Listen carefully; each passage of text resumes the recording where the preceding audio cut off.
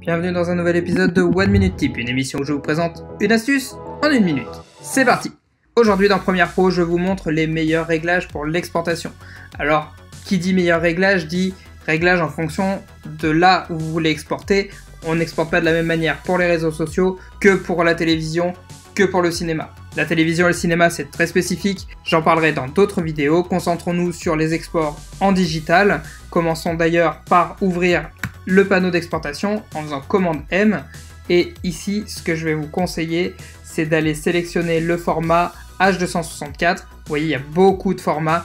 Vous sélectionnez H264, c'est le meilleur format pour du numérique. Et Premiere Pro possède de nombreuses préconfigurations. Je choisis toujours celles qui sont pour YouTube 1080p ou 4K ou 720p en fonction de la taille de votre export. Donc disons 1080p. On choisit le nom de la sortie et son emplacement. Et ensuite, on va descendre tout en bas. On pourrait déjà aller exporter en direct. Je vais juste vous expliquer le débit cible.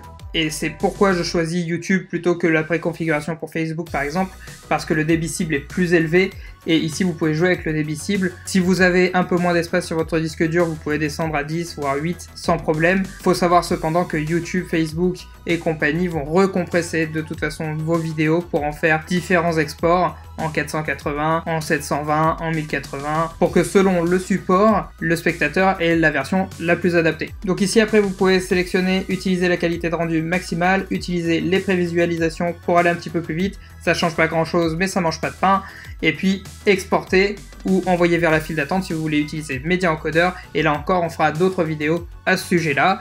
J'espère que cette vidéo et ces astuces vous auront bien servi. En tout cas, n'hésitez pas à nous le dire dans les commentaires et à nous laisser un pouce bleu. Abonnez-vous à la chaîne car en plus de One Minute Tip, vous y retrouverez des conseils et des rencontres autour du filmmaking et du cinéma. Et surtout, à vous de jouer.